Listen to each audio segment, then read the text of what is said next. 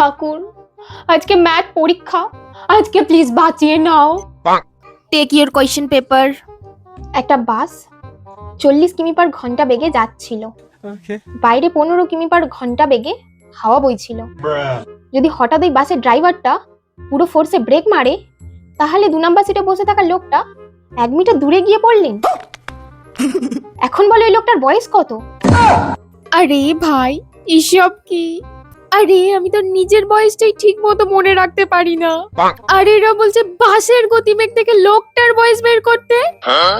মনে হচ্ছে ম্যাথগুলো বানিয়েই সলভ করতে হবে। অ্যানসার: বাসের গতি সমান 40, হাওয়ার গতি সমান 15।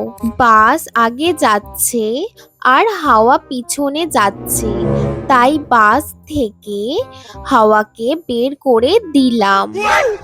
তাই 40-15 সমান 25। এবার লোকটা 2 নাম্বার সিটে বসেছিল, ওখান থেকে 2টা নিয়ে নিলাম, তাই 25+2 সমান 27।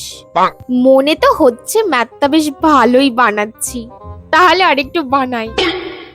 আর যেহেতু লোকটা পড়ে গেল, তাই ওটা নেগেটিভ জিনিস, সেই জন্য 1 বিয়োগ করে দিলাম।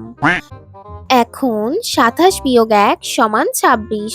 তারপর বাসটা ব্রেক মেরেছে, আর ব্রেক তো নেগেটিভ ফোর্স, তাই অ্যান্সার হবে -26। -26? তার মানে তো লোকটাই এখনো জন্মায়নি। অতএব অ্যান্সার সমান লোকটা এখনো জন্মায়নি।